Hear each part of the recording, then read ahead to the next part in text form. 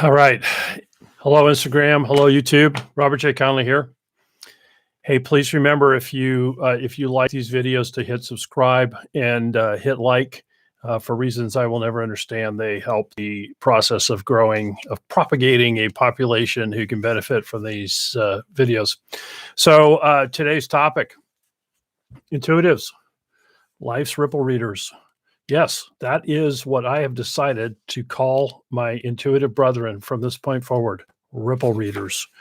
You're part of the 20% of the population that innately sees connections, sees possibilities, sees cause and effect, sees where the puck is headed, in a way that they can be highly productive when used properly.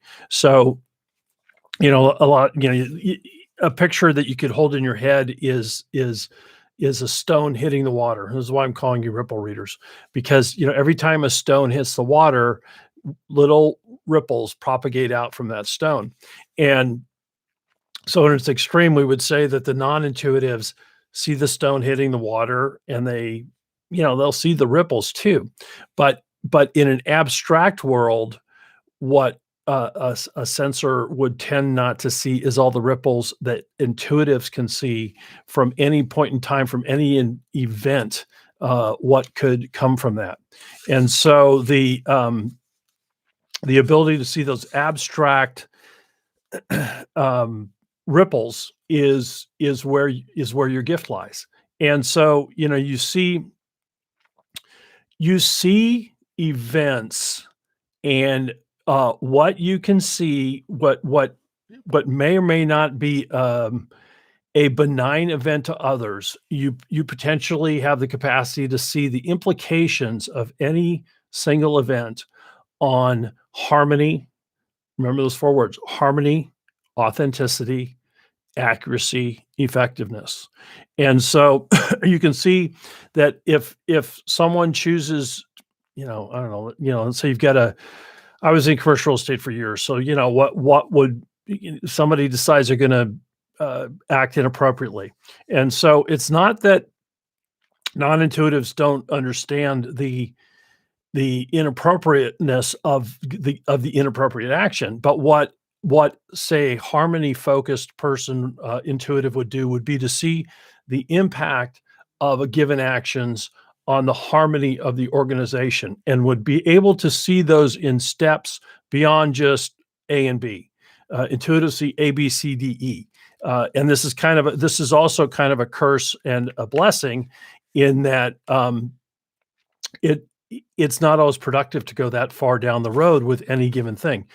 But the gift of the intuitive is to be able to almost involuntarily just always kind of experience whatever that little stone hitting the pond event is, and to see the ripples of those actions. Now, for example, in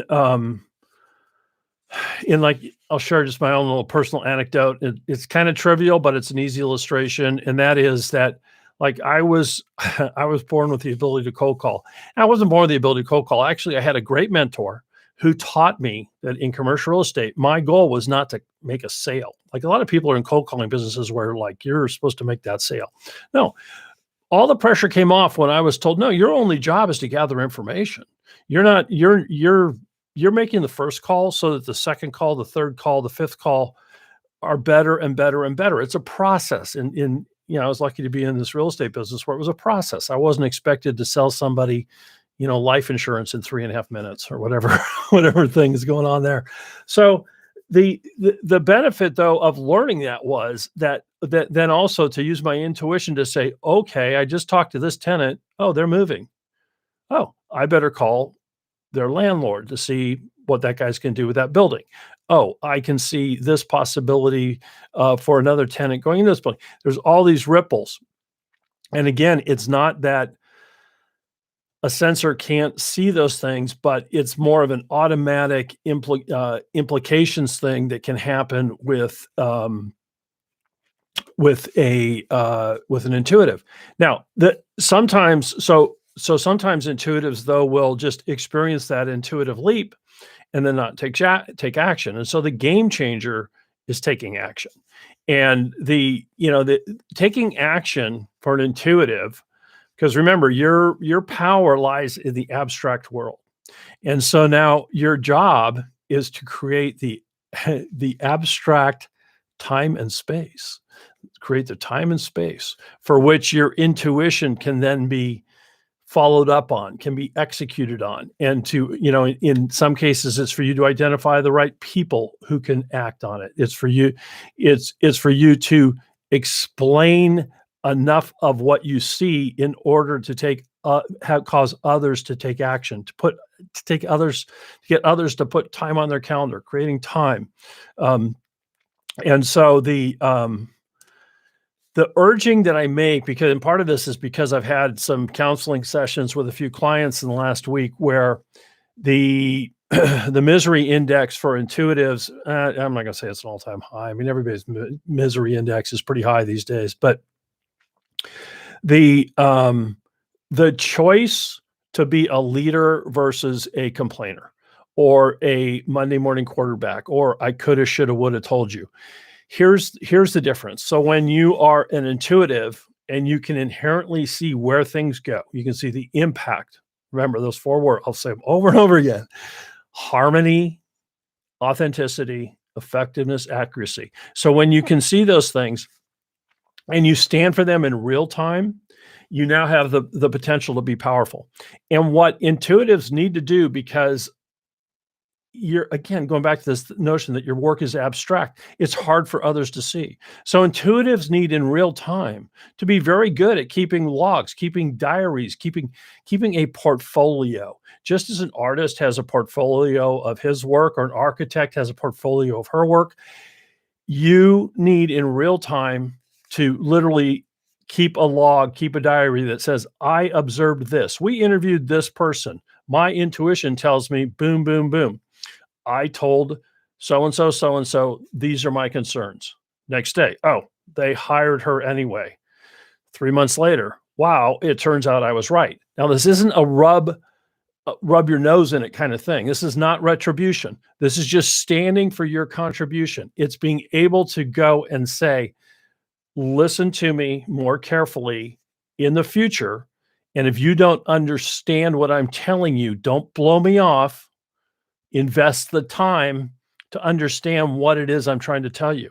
And this is the difference between an intuitive acting powerfully and an intuitive just being blown off by people.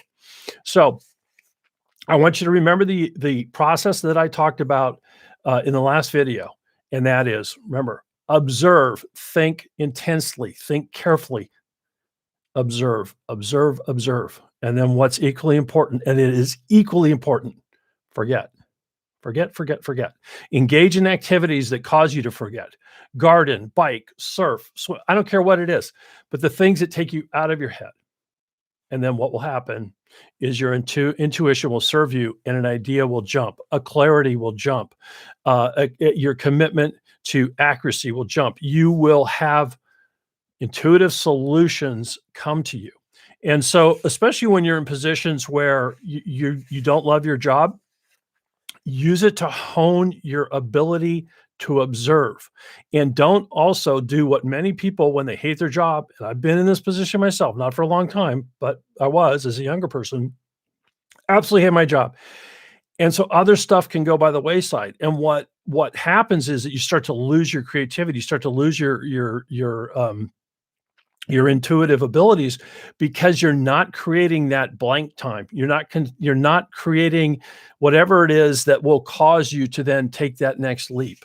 So my Ripple readers, you're paramount importance, and you are of paramount importance in these times. We're looking for new ways to do things better. And so I urge you, embrace your Ripple reading, study intensely, give yourself those recovery, those blank times, and then allow those things to pop up. And when they pop up, bring them to the marketplace, whether your employer's your marketplace, whether it's your family, it doesn't matter. Whatever your market is, bring them, stand by them, and do what you can to guide them into becoming reality. I'm Robert J. Conley. That's what I've got for you today. Take care.